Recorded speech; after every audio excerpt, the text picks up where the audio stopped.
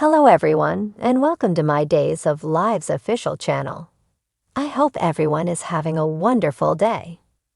Before we begin, please hit the subscribe button and give this video a thumbs up. Roman sat beside Abe's memorial on the waterfront. The best friend a man could have. You've been an important part of my life for a long time. Just knowing you were there to console me was enough. And you always know just what to say to get me out of my own brain. I wonder if you ever realized how much that meant to me, and how much I valued our friendship, Roman said. Roman wiped away his tears. I'm not sure why we couldn't find you before you died.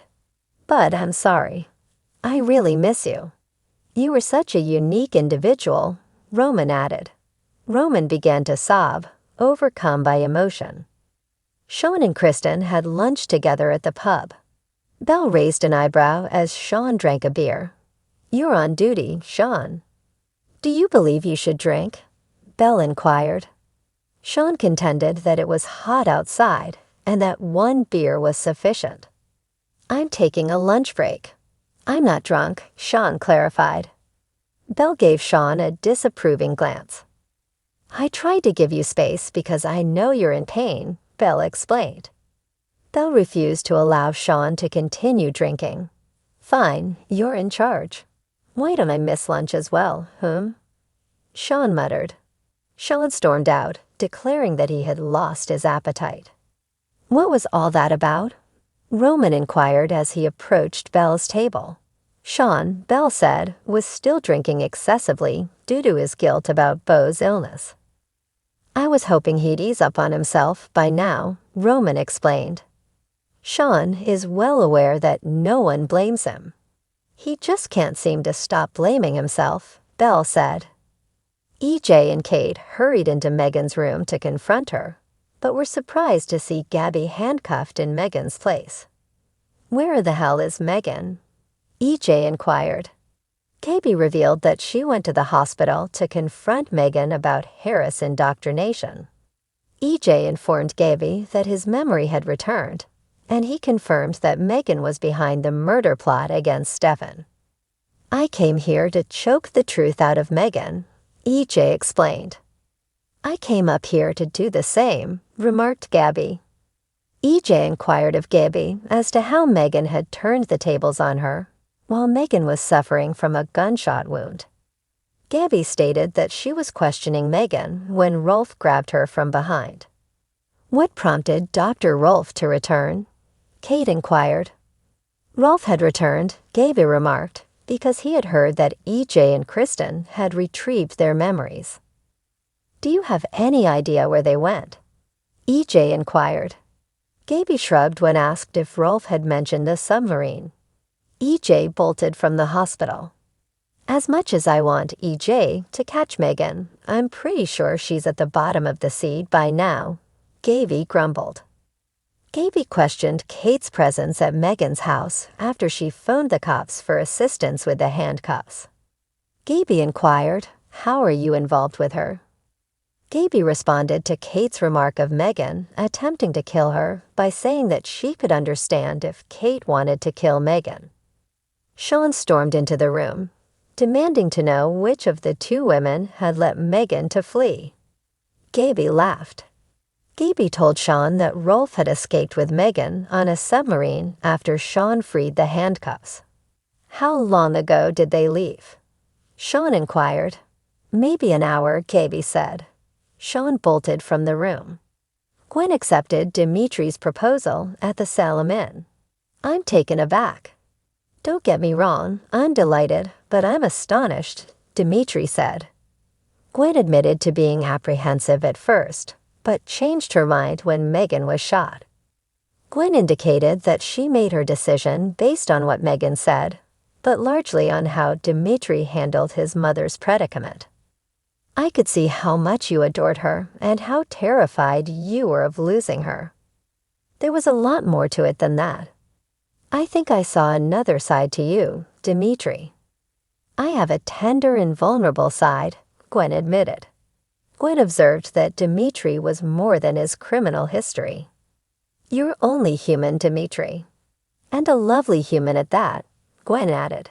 Whenever I'm with you, I always feel like the man that I was always meant to be, Dimitri stated. Dimitri vowed that Gwen would not be sorry for her decision. Shall we go ahead and make it official? Dimitri said this as he got down on one knee with the ring box. Gwen put on the ring and kissed Dimitri passionately.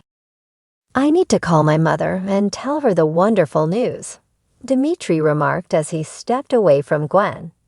Gwen was disappointed and asked Dimitri if they could celebrate their engagement before he departed. Dimitri and Gwen jumped onto the bed, grinning. Gwen joked after sex that they should keep the facts of their delay hidden from his mother. I don't know how it's possible, but you become more enchanting every time I look at you, Dimitri replied. Dimitri kissed Gwen and told her he couldn't wait to marry her. After a little interval, Dimitri suggested that they go to the courts and get married. Gwen paused before suggesting a more romantic spot. I have no idea what I want. That's why I was hoping for some breathing room before we said I do. I mean, what's the rush, darling? Gwen inquired. Dimitri tried to smile. It's just that I've been waiting my entire life for someone like you, and I'm a little impatient, Dimitri explained. Gwen stated that she understood. I've never really been married before, so I want to make it special, Gwen explained. I swear to you, Gwen, it will be, Dimitri assured. Dimitri inquired about a wedding with Gwen at the end of the month before his 40th birthday. Dimitri remarked with a sheepish look that he had promised himself that he would marry before the age of 40. I despised breaking promises, especially to myself, Dimitri pointed out. But why 40? Gwen inquired. Dimitri rambled on about it being a maturational milestone. Gwen consented to marry him before he turned 30. Kristen demanded to know why Leo was rooting about in the desk in the dimmer living room. Kristen threatened to call the cops after Leo lied about having a corkscrew. Kristen reminded Leo that he had stolen jewels from Abigail on the night of her death, and Leo pleaded innocence. Leo stated that he desired the truth. What truth are you seeking? Kristen inquired. Leo indicated that he was looking for information about Dimitri. Why in the hell would you want to get the goods on him? Kristen inquired. Leo emphasized his desire to protect Gwen. It's rather arrogant of you to believe that my nephew's marriage proposal isn't genuine, Kristen replied. When I discovered you in the secret room, I informed you about it. And you mentioned it sounded vaguely familiar, Leo added. Leo inquired of Kristen as to why Dimitri was so keen to marry Gwen. Kristen remembers Dimitri planning to use Gwen to acquire his money. That is the face of someone remembering something, Leo explained. Kristen confessed that Dimitri may have a hidden reason for marrying Gwen. If you remember your prodigal nephew's true reason for wanting to marry Gwen, then spill the tea in the name of all that is holy, Leo replied.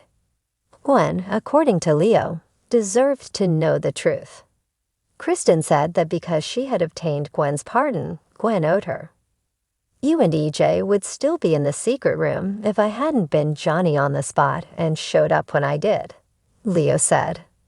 Instead, Kristen offered him an edible arrangement in exchange for his assistance. Is that it?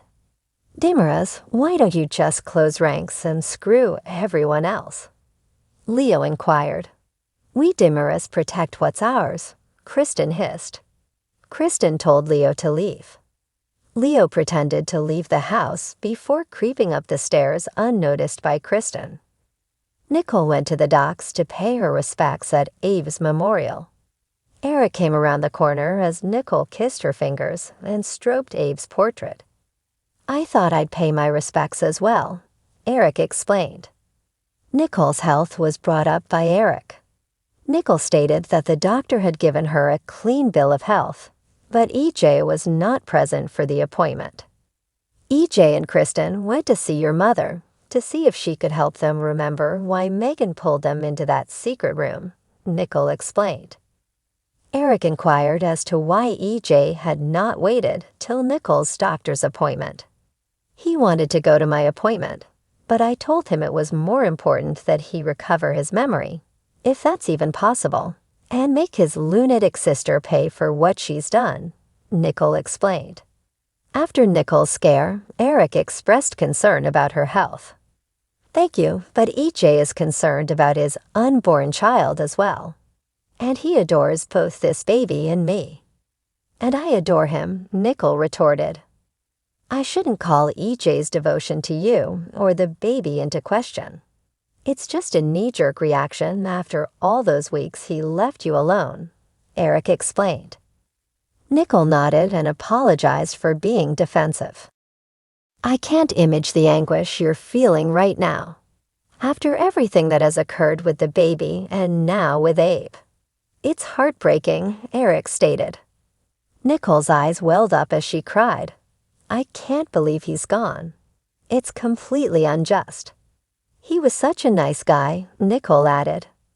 Nicole commented that Abe died because he was concerned about Paulina and Chanel, and he was always on the lookout for me. Like a father, Nicole explained. As Nicole sobbed, Eric placed his hands on her shoulders. I'll miss him, Nicole expressed. As EJ approached the piers, Eric drew Nicole into an embrace. EJ swallowed and cleared his throat. I was just leaving flowers for Abe when I ran into Eric, Nicole explained. This appears to be a very moving tribute. He was clearly adored by many, EJ stated. Marlena was mentioned by Nicole. EJ revealed that he had regained his memory, but Megan had fled the hospital before he could face her. Thanks for watching. If you like this video, so please don't forget to subscribe my channel and don't miss any updates.